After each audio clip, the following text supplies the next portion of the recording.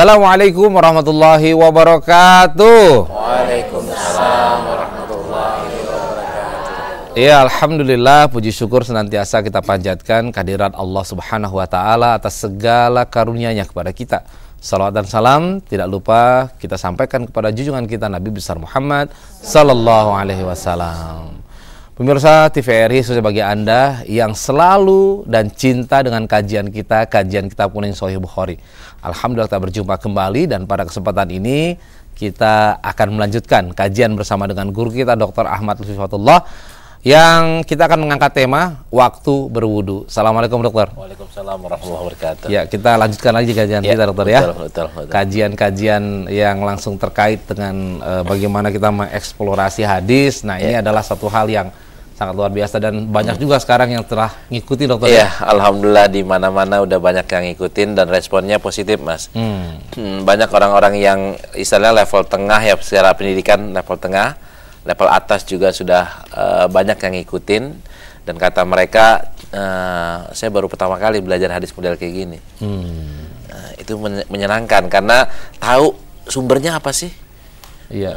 Referensinya jelas. Itu kekuatannya. Iya, dan ini memang artinya mengaji yang dengan kajian seperti itulah kira-kira. Betul.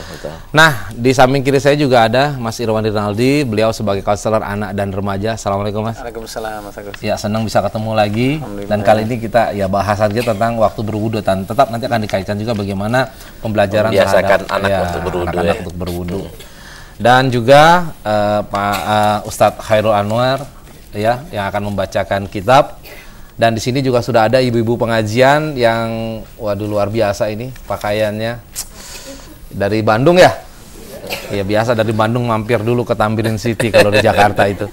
Ini dari yang pertama adalah dari Pondok Pesantren Miftahul Falah, pimpinan Ibu Hajah Neneng Badriah yang berwarna biru ya. Assalamualaikum warahmatullahi wabarakatuh. Kumaha kabarna? Saya alhamdulillah. Memang kalau Bandung ya, Jawa Barat tuh kalau ngomong tuh selalu ada nadanya ya. Lembut gitu. Maka kadang-kadang orang salah sangka dengan yang seperti itu. Padahal memang udah pembawaannya. Nah, kemudian yang kedua ini dari Majelis Zikir Anissa Nurus Salam, pimpinan Ibu Hajah Isratna. Assalamualaikum warahmatullahi wabarakatuh. Luar biasa, majelis zikir berarti setiap hari selalu saja berzikir ya. Dari tadi pantang saya tangannya selalu begini nih. Ini mikirin utang atau berzikir sebenarnya? Ini udah dibayar belum? Ini udah nih belum? Baik, tema kita sekarang tentang ini ya Bu ya, kita membahas tentang waktu berwudu. Nah, bicara tentang waktu, ini kan suka ada yang bilang tuh, waktu apa adalah uang katanya. Nah, makanya kita tuh harus sensitif, terutama sama temen Bu. Kalau seandainya ditanya, misalkan ibu-ibu ngajak sahabatnya, ayo Bu, ini kita belanja. Terus si sahabat bilang, aduh maaf, saya lagi nggak ada waktu. Berarti dia sedang tidak ada uang, begitu maksudnya. Karena waktu kan sama dengan uang. Jadi kalau ditanya, ada waktu nggak ada waktu, berarti lagi bokeh itu, tolong dibantu ya. Nah, baik, saya kira sebelum kita membahas lebih jauh, terlebih dahulu kita akan mendengarkan pembacaan Al-Quran yang akan disampaikan oleh Ustadz M. Hizbullah, dan juga nanti sari tilawah oleh Ustadz Didik Ali Akbar. Mari sama-sama kita simak. Bismillahirrahmanirrahim. واذكروا نعمة الله عليكم وميثاقه الذي واثقكم به إذ قلتم سمعنا وأطعنا واتقوا الله إن الله عليم بذات الصدور يا أيها الذين آمنوا كونوا قوامين لله شهداء بالقسط ولا يجرمنكم سنآن قوم على ألا تعدلوا اعدلوا i'dilu huwa aqrabu littaqwa wattaqullah innallaha khabirum bima ta'malun. Wa'adallahu alladhina amanu wa 'amilus shalihat lahum maghfiratun wa ajrun 'azim. Shadaqallahul 'azim. Aku berlindung kepada Allah dari godaan setan yang terkutuk dengan menyebut nama Allah Maha Pengasih, Maha Penyayang. Dan ingatlah akan karunia Allah kepadamu dan perjanjiannya yang telah diikatkan kepadamu ketika kamu mengatakan, kami mendengar dan kami menaati. Dan bertakwalah kepada Allah, sungguh Allah Maha mengetahui segala isi hati. Wahai orang-orang yang beriman, jadilah kamu sebagai penegak keadilan karena Allah ketika menjadi saksi dengan adil, dan janganlah kebencian terhadap suatu kaum mendorong kamu untuk berlaku tidak adil. Berlaku adillah, karena adil itu lebih dekat kepada takwa. Dan bertakwalah kepada Allah, sungguh Allah Maha teliti atas apa yang kamu kerjakan. Allah telah menjanjikan kepada orang-orang yang beriman dan beramal soleh bahwa mereka akan mendapat ampunan dan pahala yang besar. Maha benar Allah dengan segala firman-Nya. Ya, alhamdulillah, semoga saja yang membacakan tadi dan kita semua mendapatkan barokah dari Allah Subhanahu wa taala. Nah, pemirsa, satu saat ada sekelompok mahasiswa mengadu kepada salah seorang bapak yang dia itu memiliki kebiasaan dermawan. Dia bilang begini, "Pak, kenapa ya katanya banyak orang-orang Islam yang kaya ini tidak peduli? Kenapa memangnya? Kita sudah membuat proposal bagus-bagus segala macam, tapi tidak ada aja yang mau membantu," katanya. Di mana ditanggung jawab sebagai seorang muslim yang berkelebihan? Bapak itu dengan tenang kemudian bertanya balik kepada anak itu. Satu hal yang sangat sederhana. Baik, kalau seandainya Anda diberikan, dapatkah Anda menjadi orang yang dipercaya? Itu pernyataannya. Jadi ketika orang ragu untuk memberikan, jangan-jangan ya yang meminta itu adalah orang yang tidak bisa dipercaya dalam mengelola apa yang ada. Nah, mungkin kalau mahasiswa dulu kan begitu ramai kegiatan, habis itu bubar, nggak ada laporannya. Nah, bagaimana mempertanggungjawabkan itu? Disinilah dengan gerakan menghidupkan sunnah. Dr. Lutfi memberikan tanggung jawab. Jadi ketika dana yang sudah terkumpul itu untuk apa aja? Silahkan terbuka ini diaudit.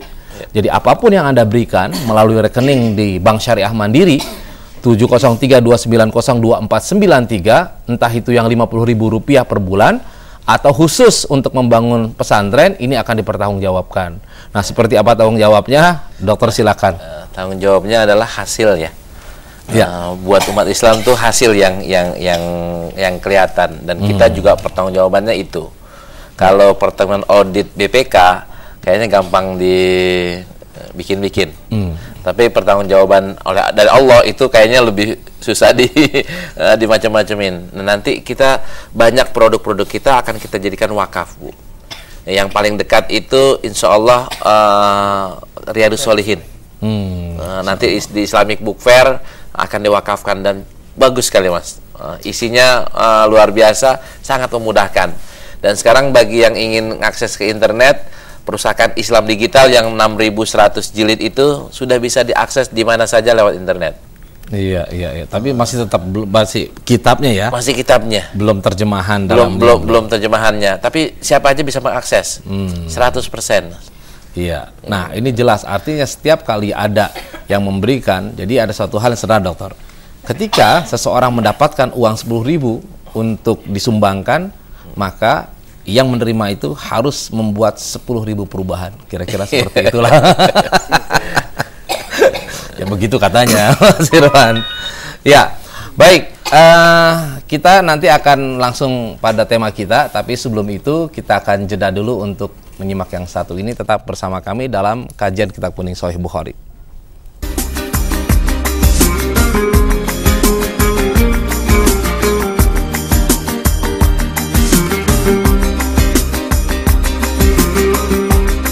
Wasiat Rasulullah kepada umatnya, berpeganglah kepada Al-Quran dan hadis.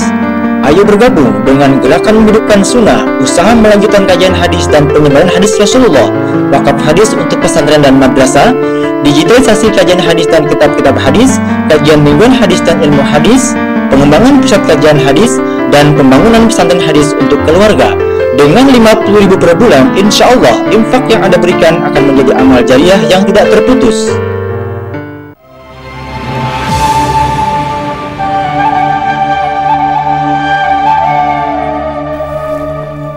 Ya, alhamdulillah pemirsa, terima kasih Anda tetap bersama kami dalam kajian kitab Sahih Bukhari. Nah, saya kira Anda sudah siap ya di rumah, baik yang dengan menggunakan laptop, ya sudah siap juga, ataupun dengan catatan-catatan. Kita akan mulai kajian kita. Silakan Dr. Lutfi. Ya.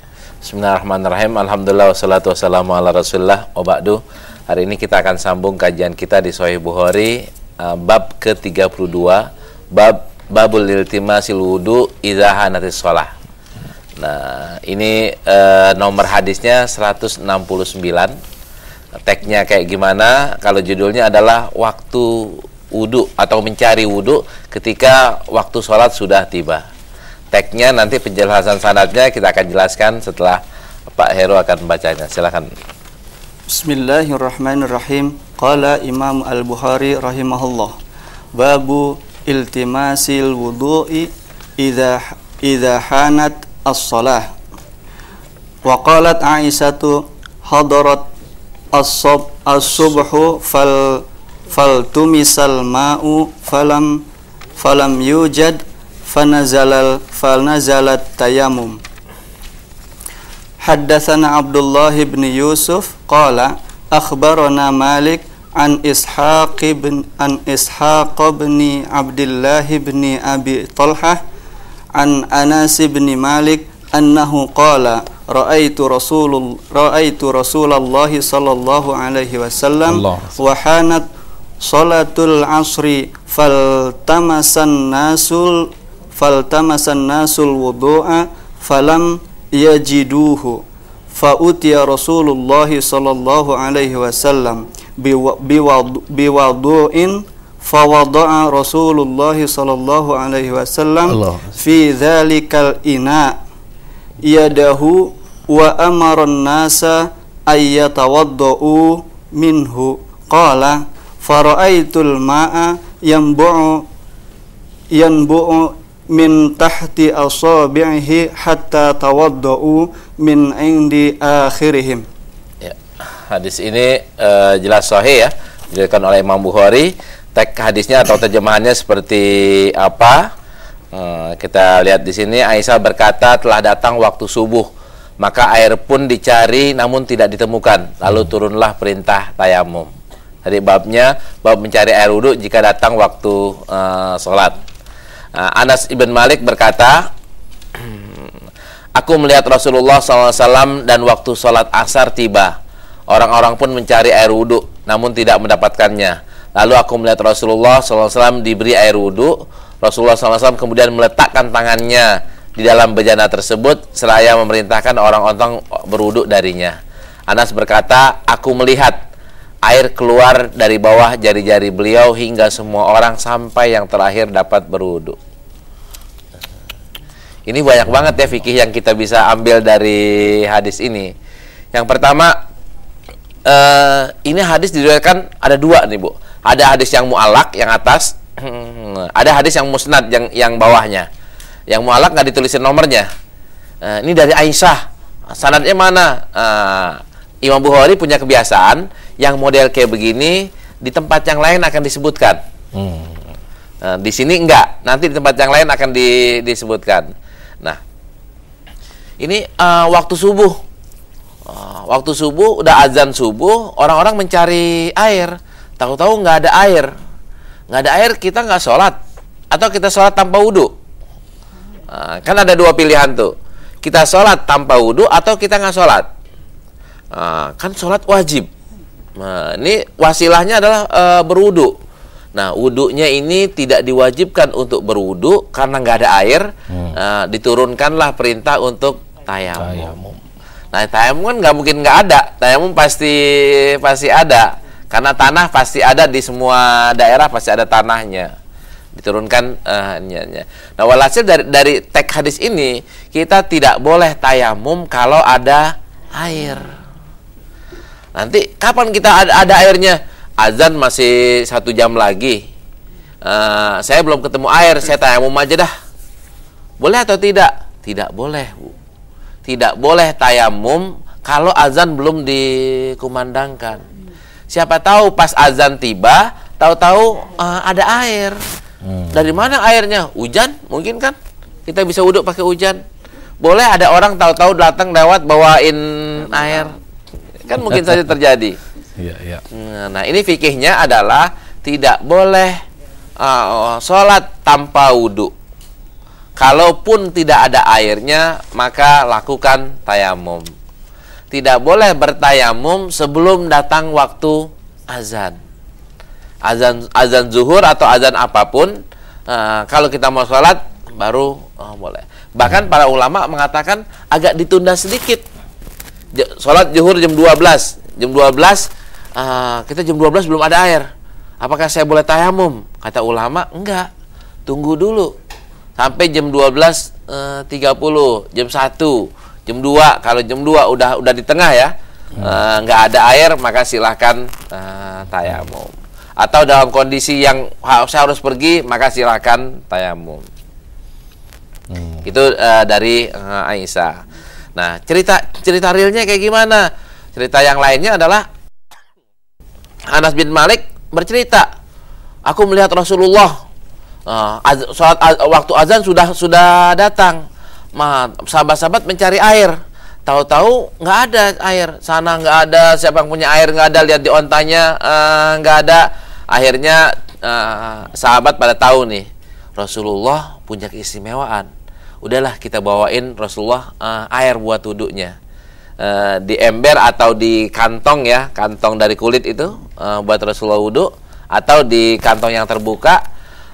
Akhirnya dibawain, Rasulullah taruhin tangannya ke dalam ember itu atau ke dalam bejana itu, wudhu. Rasulullah, ayo kalian wudhu. Kalian wudhu udah pada gitu, udah dikucurin pada wudhu. Satu orang, asalnya kan cukup buat 1 orang atau buat 2 orang. Tahu-tahu yang wudhu ada 20 orang, 50 orang, 100 orang. Nah, ini apa fikihnya? Fikihnya atau sirahnya di antara mukjizat Rasulullah adalah bisa mengeluarkan air dari sela-sela jari-jarinya. Nah, cuman apakah Rasulullah begitu kepengen wudhu langsung ngeluarin? Nggak usah kesana dah, sini aja nih, keluarin wudhu aja dari tangan saya. Enggak. Sahabat disuruh cari dulu. Ketika dalam kondisi tertentu kepepet begitu, baru Rasulullah mengeluarkan mukjizatnya. Nah, ini ketika dilihat kayak begini, itu sahabat kan makin yakin bahwa ini betul-betul Rasulullah. Nggak ada manusia yang bisa mengeluarkan air dari jarinya. Ini hanya mukjizat. Dukun bisa gak? Nggak bakal bisa. Nabi palsu bisa gak? Nggak bakal bisa. Karena itu Rasulullah salah satu di antaranya bukti kerasulannya seorang manusia adalah ditantang untuk mendatangkan mukjizat. Mukjizatnya apa? Yang dibutuhkan orang. Di antara yang dibutuhkan apa? Nabi Isa dulu orang butuh sembuh ya, butuh sembuh, maka disembuhkan. Nabi Musa orang perlu ngomong, dibicara siapa yang nyolong, siapa yang membunuh ya. Maka di cerita yang pas bahu Baqarah itu cerita motong sapi. Kan untuk pembuktiannya kenabian Nabi Musa. Nah, kalau ada Musaddiq, ada siapa Lia Aminuddin, ada siapa ngaku sebagai nabi, bilang keluarin deh air dari ini kamu. Bisa gak? Wah, jangan yang susah-susah dong. Nggak bisa, namanya juga mujizat harus yang khariqun lil ada, harus yang di luar dari kebiasaan. Kalau yang misalnya keluarin duit dari dompet, ya saya juga bisa gitu kan. Itu niatnya. Dan ini harus mencari, Bu. Kalau mau berwudu harus mencari. Kapan kita berkewajiban mencari wudu? Kalau sudah datang waktu sholat. Dan nah, fikihnya lagi, kapan sih orang disuruh sholat? Kan bisa ya, 2 jam lagi sebelum wudhu, boleh. Yang bagus yang mana? Yang bagus kan kita udah katakan, yang bagus adalah orang yang selalu menjaga wudhunya. Tapi kalau mau wudhu untuk sholat, maka sebaiknya udah azan baru wudhu. Bukan sebelum azan udah wudhu. Kalau bab boleh atau tidak, kita ingin katakan bahwa boleh wudhu sebelum azan. Tapi apa yang dilakukan oleh Rasulullah? Azan dulu baru wudhu. Tapi nggak selalu ya, dalam artian kebanyakannya kayak gitu. Azan dulu baru wudhu. Nanti sholat sunnahnya di mana? Yang Rasulullah lakukan sholat sunnahnya di rumah, bukan di masjid. Berarti kalau orang-orang azan di masjid, Rasulullah azan nggak di masjid, azan masih di rumah, karena sholat sunnah qobliyahnya di rumah. Habis itu baru pergi ke masjid. Nah, cuman kan jadi sunnahnya kayak gitu, Ustaz. Jadi saya nggak boleh sholat sunnah di masjid qobliyah. Nggak begitu. Rasulullah rumahnya di mana? Kalau kita rumahnya dari masjid kemana, Bu? Rumah kita jauh dari masjid. Kita mau wudhunya di rumah, terus mau sholat sunnah qobliyahnya di rumah, nggak kedapetan jamaah zuhurnya. Habis Rasulullah tinggal buka pintu udah masuk masjid. Tapi bagi orang yang rumahnya dekat ke masjid, ya sholat sunnahnya di rumah. Kenapa kok kayak begitu? Karena Rasulullah ingin rumahnya itu bersinar. Bersinar. Ya, itu, Ustaz. Baik. Ini kalau kita kaitkan dengan tema kita, ya, waktu berwudu, jadi gimana, Ustaz? Jadi kapan waktunya berwudu? Udah azan, Ustaz. Sudah azan, baru berwudu ya. Iya. Tapi kalau sebelum azan? Boleh berwudu. Ya. Nanti kan kalau misalnya saya pengen selalu ada wudu, kan kita udah jelaskan di pertemuan-pertemuan sebelumnya. Wudu itu ada dua jenis ya. Ada wudu ringan, ada wudu berat. Kalau Rasulullah pengen cuman sekedar jaga wudunya, maka wudunya wudu ringan. Wudu ringan basuhnya sekali. Tangan sekali, muka sekali, rambut atau sekali, kaki juga sekali. Tapi kalau wudu untuk sholat 3 kali kecuali rambut atau kecuali pala, itu cukup sekali. Iya. Nah nanti juga kalau mau ngulang, i'adah ya istilahnya ya, i'adatul wudu.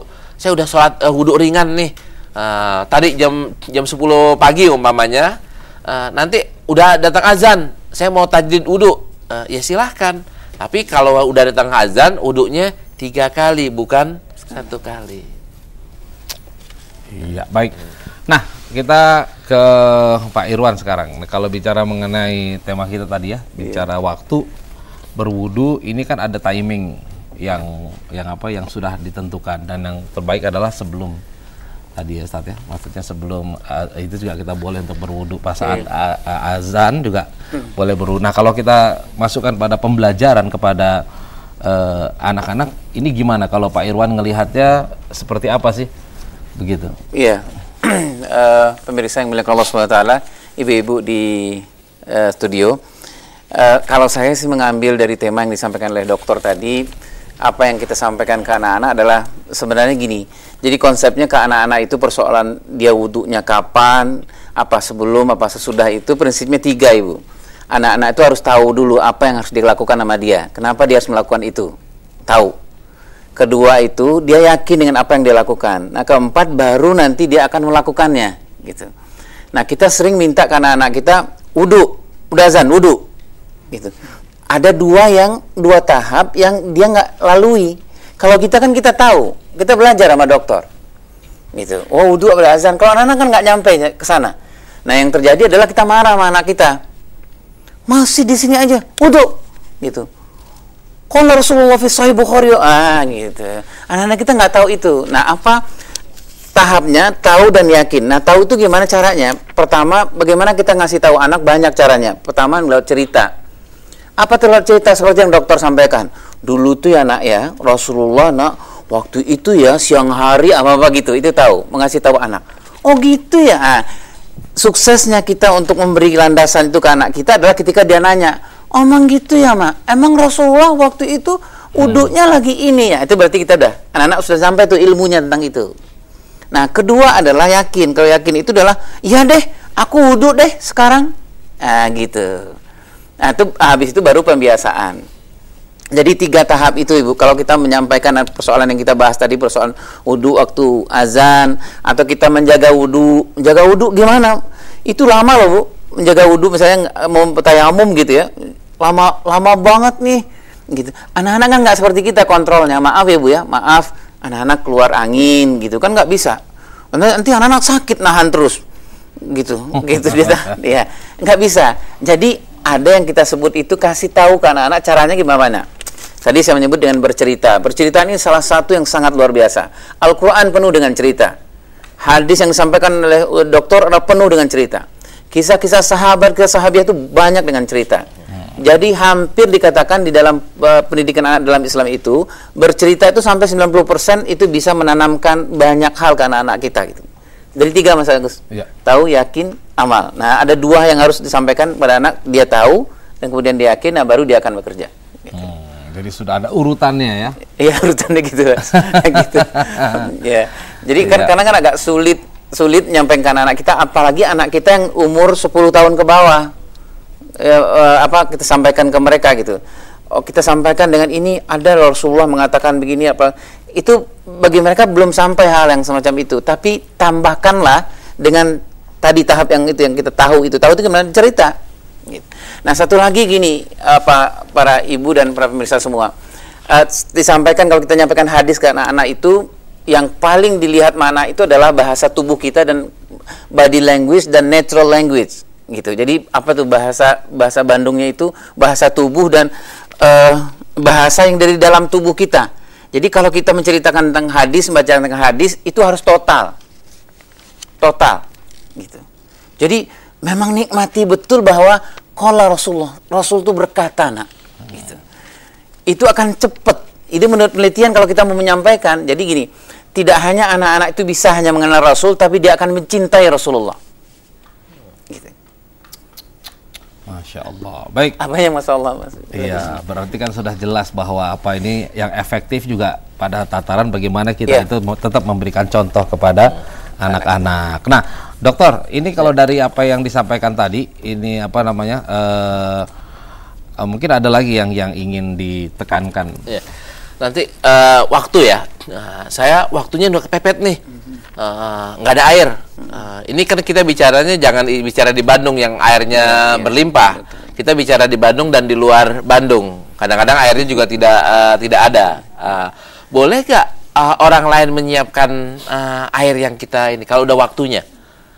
Jawabannya ada di hadis yang nomor bab ke-35.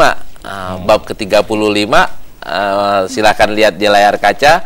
Babur rojuli yuwaddi'u sahibahu. Bab seorang laki-laki atau seorang memberikan wudhu kepada sahabatnya. Nah, ceritanya di sini hadasani Muhammad ibn Salam qala akhbarana Yazid ibn Harun an Yahya an Musa ibn Uqbah an Quraib maula ibn Abbas an Umamah ibn Zaid anna Rasulullah sallallahu alaihi wasallam lamma afadha min Arafata adalah ila sya'bi faqada hajatahu qala Usamah ibn Zaid faja'altu asubbu alaihi wa yatawaddau faqultu ya Rasulullah atusalli faqala al musalla amamaka. Nah, ini ringkasnya. Usamah bin Zaid ini anaknya Zaid bin Harisah, orang yang dicintai Rasulullah. Ketika waktu Rasulullah haji di Arafah atau di tengah-tengah jalannya antara Arafah Muzdalifah, itu beliau yang nuangkan airnya. Wudhu kan ibadah ini boleh jamaah atau boleh sendiri. Ada yang bisa dilakukan secara jamaah, ada yang harus dilakukan sholat sendiri. Sholat dilakukan berjamaah, yang satunya sholat, yang satunya sholat lagi kan. Akan tapi yang satunya wudhu, yang satunya kan cuma nuangin. Ini boleh kita dituangin oleh orang lain. Nah, kalau bahasa sekarang sih yang nuangin keran, Bu, ya. Keran ini kita bahasa dulu. Tapi di satu tempat atau satu masa nanti kita mungkin nggak ketemu keran, Bu. Ini cuman ada botol aqua, gimana nih, susah nih. Ya minta tolong aja sama teman kita untuk menuangkan. Nah, boleh, Bu.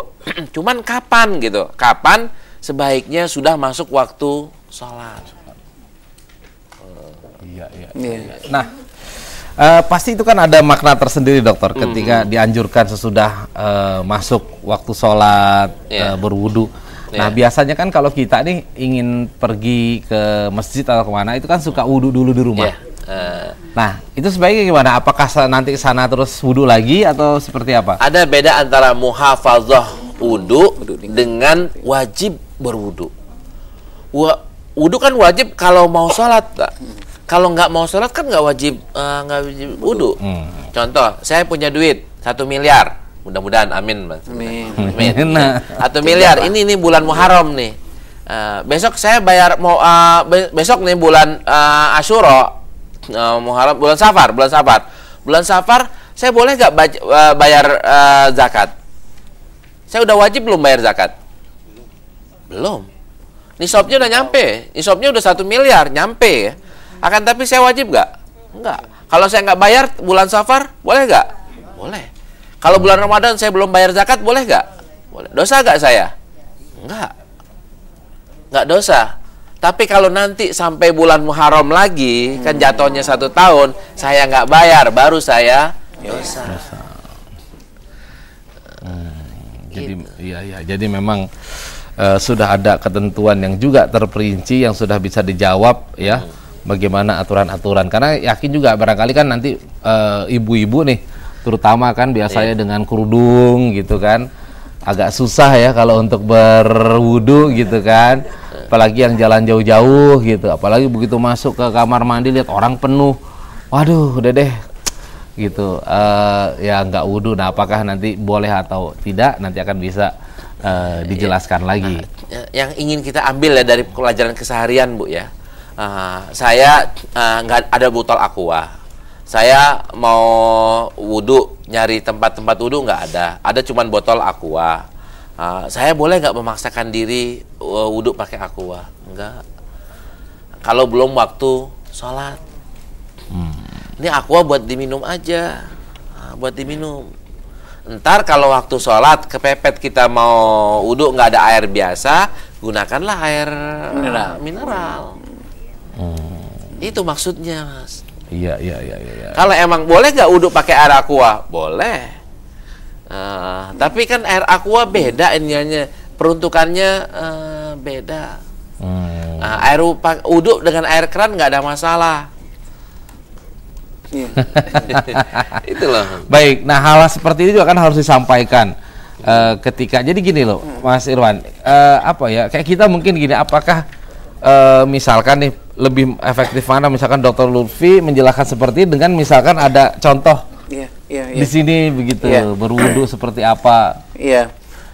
Ibu-ibu, menariknya begini, Bu, yang dicontohkan oleh dokter tadi itu bagi anak-anak memang dia butuh seperti apa yang dia butuh. Jadi gini, anak-anak itu tidak hanya membutuhkan cerita saja, tapi dia membutuhkan visual. Jadi ibu mau menceritakan kebaikan ke anak-anak, cerita aja itu hanya 10% nyampe di anak-anak.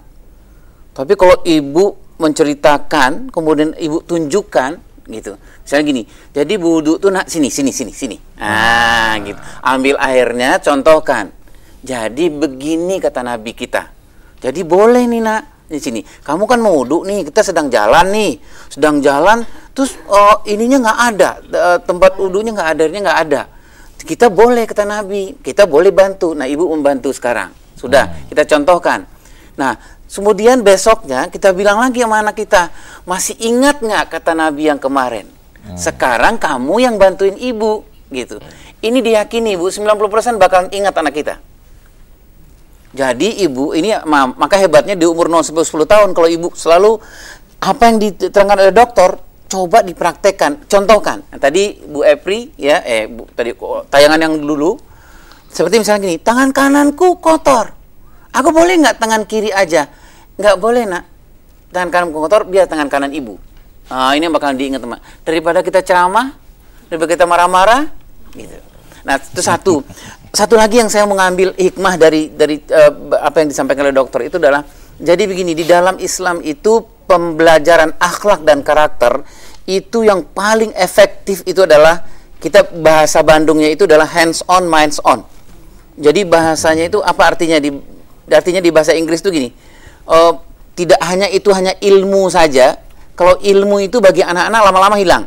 Tapi yang paling bagus itu adalah anak tuh ngelihat. Anak tuh ngelihat. Sama dengan begini, anak-anak itu bisa mengenal nabinya, tapi itu sebentar. Tapi ketika ibu bercerita soal Rasulullah, kemudian Rasulullah, ya anak Rasulullah, nak, ketika dia hijrah, Rasulullah hijrah, ibu sebenarnya nggak kuat nih cerita begini gitu. Terus ibu nangis, itu bakal diingat lama-lama sama dia.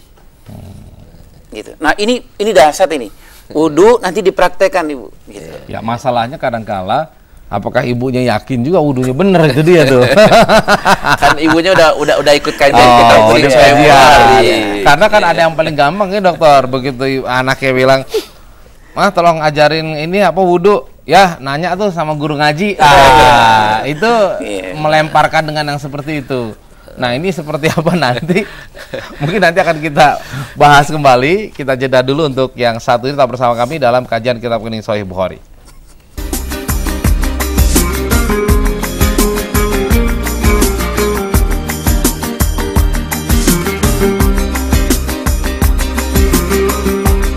Wasiat Rasulullah kepada umatnya, berpeganglah kepada Al-Quran dan hadis.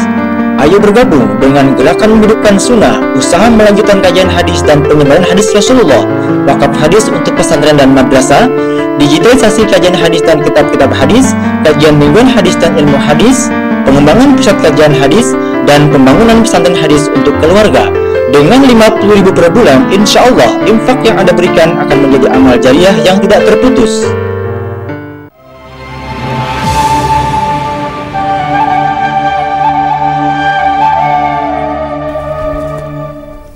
Alhamdulillah pemirsa, terima kasih Anda masih bersama kami dalam kajian Kitab Kuning Sahih Bukhari. Nah, kita akan lanjutkan lagi.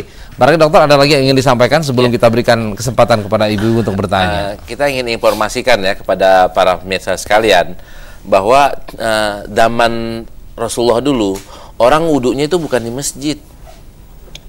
Kalau zaman kita kan orang rata-rata wudunya di masjid. Orang wudunya di rumah. Termasuk Rasulullah wudunya juga di rumahnya. Padahal rumahnya dempetan ya, dempetan dengan masjid.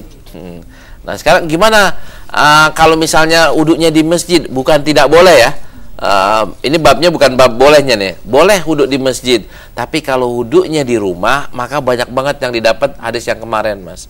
Barang siapa yang wudu di rumah, wudunya bagus, jalan, maka kakinya itu, kaki kanannya menghapuskan dosa, kaki kirinya mengangkat derajatnya.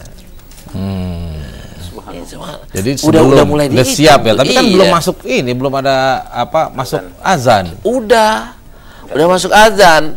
Di zaman Rasulullah azan itu bukan azan langsung qomat. Azan berapa menit kemudian baru qomat.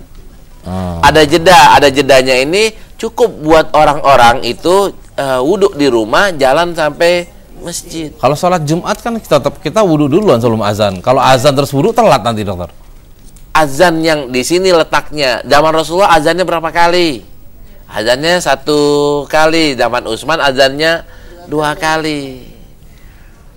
Jadi kalau untuk yang sholat Jumat itu kan sebelum masuk. Ini kan permasalahannya kan rumah kita di mana? Mas Agus rumahnya di Cibubur. Kalau pulang dulu ke Cibubur baru sholat di BRI, ya repot gitu. Nah ini nggak apa-apa kita sholatnya di masjid, nggak apa-apa. Tapi alangkah baiknya kalau yang rumahnya emang deket, buat bantuin supaya masjid juga airnya biar aman. Langkah kita lebih afdol, kita wudunya di rumah. Walaupun belum masuk tadi ya. Walaupun belum masuk. Iya, walaupun belum masuk. Nah, sekarang karena sholatnya cuma 5 menit setelah azan, maka sebaiknya wudunya juga sebelum azan. Ini karena perubahan kondisi masyarakat ya. Boleh nggak wudhu sebelum azan? Boleh. Boleh. Tadi nanti kalau wudhu yang digantikan dengan tayamum nggak boleh dilakukan sebelum azan. Baik, kita mau berikan kesempatan dulu kepada ibu-ibu untuk bertanya. Silakan Bu. Siapa tadi yang ingin bertanya di awal ya? Ya silakan Ibu. Boleh Ibu dulu. Ya silakan, nggak apa-apa. Assalamualaikum warahmatullahi wabarakatuh. Waalaikumsalam warahmatullahi wabarakatuh. Nama saya Haja Siti Haria dari Majelis Zikir An-Nisa Nurussalam Jawa Barat. Yang saya ingin tanyakan Pak Ustadz, kita sedang enak-enak berwudu, tahu-tahu airnya keburu habis, ya bukan habis di torennya, habis apa, pokoknya habis aja. Jadi gimana caranya selanjutnya? Tolong Baik, dijelaskan. tolong dijelaskan. Terima kasih. Wassalamualaikum warahmatullahi wabarakatuh. Salam. Kerannya benar Bu ya, nggak ada yang rusak di situ. Oh iya. Ya, silakan yang kedua. Assalamualaikum warahmatullahi wabarakatuh. Waalaikumsalam. Nama saya Hajah Nok Mariamah Zain dari Pondok Pesantren Miftahul Falah, Gede Bage, Bandung. Pak Kiai, saya mau tanya tentang tayamum. Tayamum harus pakai tanah, tapi suka ada orang yang tayamum di dinding. Apakah itu boleh? Apakah enggak? Yang ke satu. Yang kedua, tentang wudhu. Kan kata Pak Kiai harus tangan kanan dulu, harus kanan dulu sebelum kiri. Suka ada yang kanan satu kali, kiri satu kali, terus ajak itu sampai 3 kali, kanan kiri, enggak kanan 3 kali, kiri 3 kali. Dan bagaimana kalau orang yang tidak tahu apa fardu dan sunatnya wudhu, bagaimana itu sah apa enggak wudhunya? Mohon penjelasan dari Bapak Kiai. Ya. Sekian dan terima kasih. Akhirul kalam. Wassalamualaikum warahmatullahi wabarakatuh. Waalaikumsalam warahmatullahi wabarakatuh. Ya, silakan. Yang berikut. Assalamualaikum warahmatullahi wabarakatuh. Waalaikumsalam. Nama saya Deda dari Majelis Taklim An-Nisa Nurussalam, Bandung. Yang saya tanyakan, bagaimana kalau caranya wudhu memakai air dari bak, pakai gayung? Itu sah enggak? Itu aja. Iya, baik. Waalaikumsalam warahmatullahi wabarakatuh. Silakan dokter. Baik, yang pertama kalau airnya habis ya, airnya habis. Kalau airnya di masjid kadang-kadang habis di sini, ada di sini. Maka kita harus pindah, Bu. Pindah. Nggak boleh baru kepala gitu, baru kepala habis ya langsung sholat gitu. Masuk ke masjid sholat atau masuk ke kamar sholat, nggak boleh karena wudhunya belum sah. Terus atau habis tengah nggak ada langsung tayamum, nggak boleh juga karena harus ada usaha mencari. Kalau nggak ada ya wudhu di tetangga. Kalau nggak lampu PLN-nya mati nih, listriknya mati, kita ini masih baru jam 12, berarti jangan tayamum dulu, Bu.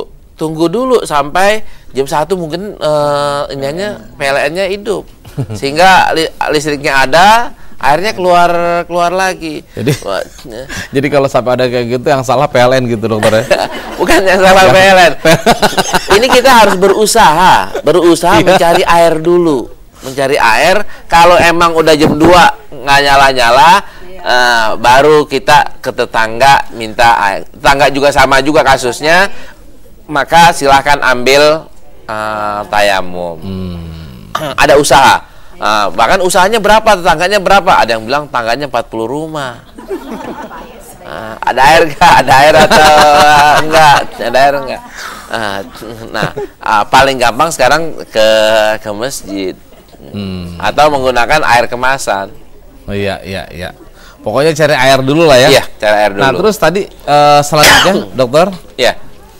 Yang selanjutnya soal kanan kiri kanan tayamum ya, tayamumnya boleh gak di tembok? Kan tayamum tuh pakai tanah. Tanah itu kan kadang-kadang dibawa oleh debu. Debu akhirnya nempel di tembok. Boleh gak? Boleh. Tapi kalau ada tembok, ada tanah, kita disuruh yang mana? Jangan pakai tembok, pakai tanah. Kalau umpamanya kita di pesawat, gimana nyari tanah, Mas? Ya maka di itu boleh. Di dinding boleh. Kita bawa tanah. Kalau di lantai 50, air mati, listrik mati, turun ke bawah. Ya Allah, turun 50 kan sama dengan sekilo itu jalan. Lebih dari 40 rumah tuh, Mas. Boleh gak tayamum? Ya boleh. Iya, tayamum di tembok buat orang yang rumahnya di lantai 50, listriknya mati. Tapi kalau listriknya nggak mati, dia harus turun naik lift, pindah, cari air. Maka kita sarankan Ibu, jangan cuma bawa bedak doang, bawa tanah juga. Ustaz, kalau di pesawat kan suka tayamum di belakang kursi. Iya. Ya mudah-mudahan ada debu yang nyangkut ke situ. Iya. Nah, hukumnya kan darurat, Bu. Hukumnya darurat nggak ada masalah. Nggak boleh. Cuman kayak gini, saya pergi ke Surabaya jam 11.30 naik pesawat. Nyampe Surabaya kan cuma 1 jam ya. 11.30, 12.30. Di pesawat ya nggak ada air. Saya mau tayamum, nggak usah. Jangan sholat di pesawat. Sholat ntar di Surabaya. Ada air di sana. Bagaimana kalau saya mau sholat juga, uduklah di Cengkareng. Sholatlah di sana, nanti ulangi sholatnya di sana. Atau boleh juga nggak usah pakai ulang. Itu boleh. Iya. Makanya bersyukur sekali Bu ya, rumahnya yang banyak debu ya. Nah, jadi bisa tayamum gitu. Masih lama. Ya, silakan tadi berikutnya adalah kanan kiri. Kanan kiri. Lihat ayatnya, Bu. Ayatnya adalah idza kumtum ila sholati fagsilu wujuhakum wa aydiyakum ilal marafiqi. Secara ayat nggak ada tuh kanan kiri. Mau kiri duluan silahkan, mau kanan duluan silahkan. Tapi kan Rasulullah jadi panutan, Bu. Panutan Rasulullah kayak gimana? Ternyata di teks-teks hadis yang ada itu Rasulullah kanan dulu baru kiri. Nah, pikirnya lagi, ada gak orang mengatakan boleh? Boleh ya, tapi dia sudah tidak mengikuti Rasulullah. Ya. Baik, sebelum itu ke Pak Irwan dulu. Ya, sebentar dulu Ibu. Mau satu nambah lagi? Yang tadi. Ya sebentar dulu, belum 2 dulu. Iya. Apakah kalau nggak hafal fardunya wudhu Iya. atau sunatnya wudhu, sah enggak itu? Perasaan tadi nggak nanya itu. Tanyain ke Pak Kiai. Iya. Nambah berarti nanya Bagus gini. aja yang belum. Baik, yang ketiganya itu sekarang nih ada orang syahadah, dia nggak tahu rukun Islam ada 6, atau dia sholat nih nggak tahu rukun sholat sah atau tidak sah, karena syaratnya sah sholat adalah dimulai dengan Allahu Akbar, diakhiri dengan Assalamualaikum. Dia nggak bisa baca Fatihah sah asal dia makmum. Dia nggak bisa baca Quran sah asal dia makmum. Itu mudahnya. Tapi jangan terus-terusan makmum, Mas. Harus tahu juga ya. Harus tahu juga, lama-lama harus tahu. Ini akan kita kaitkan dengan Mas Irwan. Yang pertama kan anak-anak tuh suka improvisasi. Ya kan, kayak kanan kiri buat anak mungkin sesuatu yang lebih menyenangkan gitu. Ada dinamis kanan kiri gitu. Ya kan? Nah, itu satu yang terkait seperti itu. Kemudian yang kedua, kan biasa anak-anak itu punya rasa penasaran. Nah, kenapa terkadang rasa penasaran itu lebih diidentikan kepada hal-hal yang negatif gitu, bukan hal yang positif. Misalkan tadi dokter bilang jangan jadi makmum terus dong. Nah, tapi kadang-kadang untuk hal yang ini lebih memilih untuk udah deh yang lain aja. Nah, ini gimana tuh sebenarnya? Iya.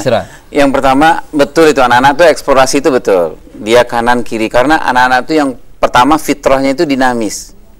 Jadi kenapa anak-anak kita senang nonton TV, senang main games, senang main ini karena di TV itu dinamis. Bapak ibunya enggak gitu. Nah, kalau tiba-tiba kadang ngajar wudhu kanan gitu, dia nyoba tuh kanan kiri. Dan, jadi sebenarnya gini, tadi kembali kita kayak gini, kalau ada persoalan-persoalan yang sebenarnya itu adalah persoalan yang koti, kita nggak bisa main-main di situ, kita tegas gitu. Nah, kapan eksplorasinya? Kapan di tempat yang lain? Tapi anak-anak harus dari kecil, terutama yang tadi saya bilang 0 sampai 10 tahun itu, kalau dia salah, larang, tunjukkan yang benar. Gitu. Jadi itu Pak, itu adalah salah satu kalau kita mau menjelaskan sesuatu apa Al-Qur'an atau hukum atau fikih atau apa, kita di umur 0 sampai 10 tahun itu dibutuhkan ketegasan. Gitu, dibutuhkan ketegasan. Nah, kalau anak-anak kita bergening gitu, misalnya tadi Mas Agus bilang dia butuh eksplorasi, boleh, tapi jangan wudu. Jangan dalam rangka wudu. Ya, bisa Ibu ya. Misalnya mandi atau apa kan bisa tangan kaki. Pasti anak-anak akan nyoba pasti. Itu pertanyaan sebenarnya Mas Agus waktu kecil. Gitu. Jadi terus yang itu tadi soal apa namanya keingintahuan. Iya. Jadi gini, kalau kita melihat ke bagaimana otak kita bekerja itu, jadi sebenarnya fitrah di Allah Subhanahu wa taala itu kepada otak kita itu, otak itu menolak yang negatif. Dia menolak yang negatif. Dia menerima yang positif. Itulah sebabnya kenapa ketika kita membangunkan anak, pertama kali yang didengar oleh anak ketika dia bangun itu nggak boleh kalimat selain dari kalimat thayyibah. Gitu. Jadi harus, nah, apa hubungannya dengan Mas Agus adalah kalau ada, ini pasti nih anak-anak kan eksplorasi, kemudian banyak yang masuk yang tadi Ustadz bilang yang negatif, banyak. Kerjaan kita orang tua hanya kita fokus kepada yang positif. Kita fokus kepada yang positif. Misalnya tadi kita bilang dia lari, kita bilang jangan lari, tapi kita bilang nak berjalan, itu positif. Oh, jangan pakai kata jangan. Kita tunjukkan yang positif, tunjukkan yang positif. Dia mukul adiknya, gitu. Terus kemudian kita, kakak ini ya, kakak mau nyayang adik ya, atau kakak mau apa? Tunjukkan yang positif. Gitu. Jadi pekerjaan kita itu memang pekerjaan menunjukkan yang positif, yang positif, yang positif. Nah, nanti fitrahnya yang negatif ini akan tertolak sendiri secara fitrah, gitu di kita. Gitu. Ya, baik. Kita lanjutkan dulu, masih ada pertanyaan tadi. Ya, silakan. Ya. Pertanyaan gayung ya. Ya. Wudhu pakai gayung. Di zaman Rasulullah tuh wudhunya nggak pakai keran, Bu. Wudhu pakai tadi bejana ya, ada yang pakai tas, ada yang pakai dituangin. Jadi pakai gayung kan sama dengan dituangin. Sama berarti boleh. Pakai gayungnya kita pegang diri atau kita digayungin orang ya, dituangin orang. Itu boleh. Enggak, kalau kita misalkan ngambil dari bak, jangan wudu di situ karena airnya belum tentu bersih katanya. Iya. Ini terkait dengan airnya, bukan gayungnya, Bu ya. Gayungnya. Iya. Airnya. Iya. Orang beda. Kalau itu minggu besok kita akan bicara soal air yang boleh digunakan untuk wudu. Betul. Kalau gayung sih nggak masalah, jangan disalahin gayung, kasihan amat. Kalau saya sih lebih pengen melihat gayung itu kan sebenarnya alat ya.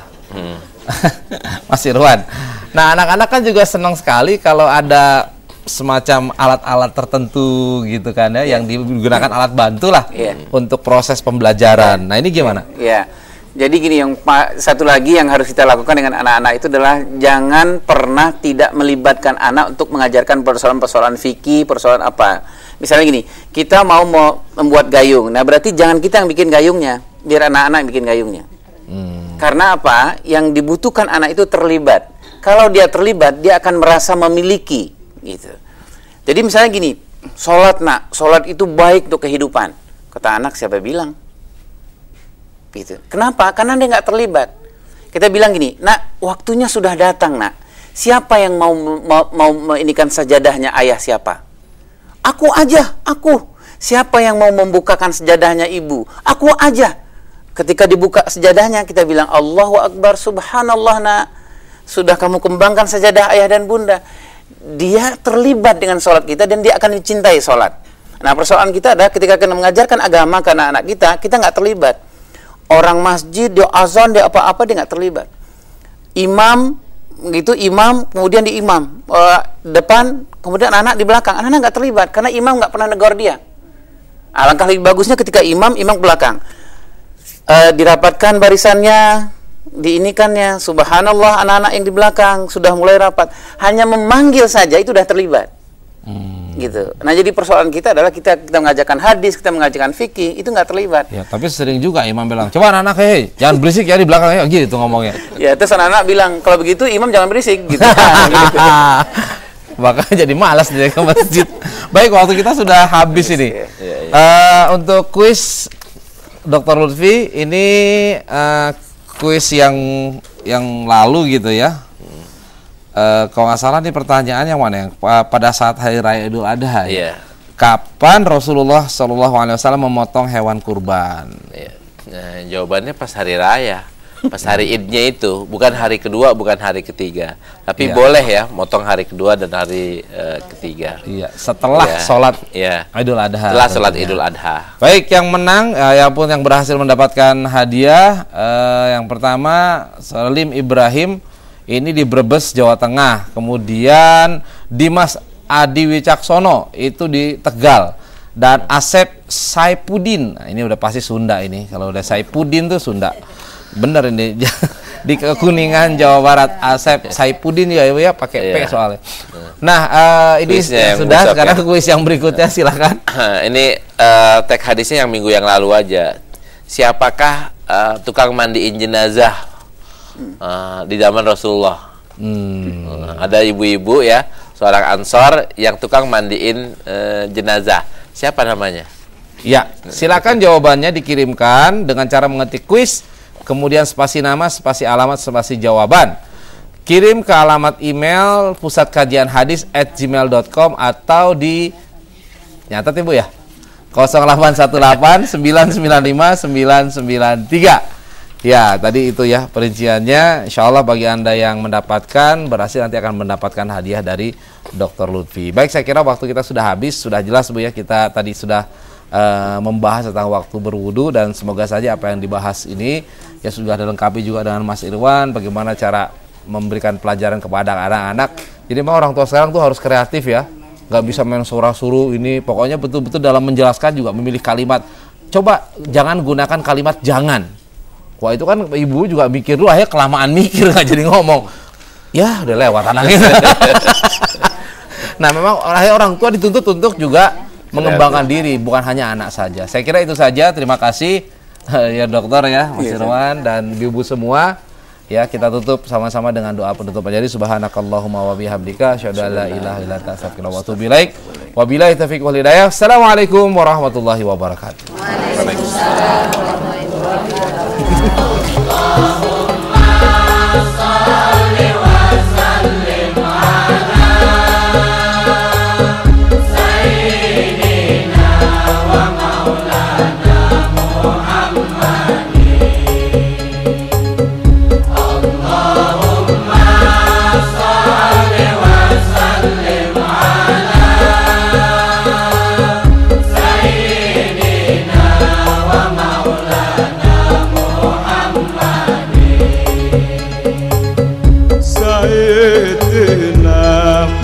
Muhammadin wa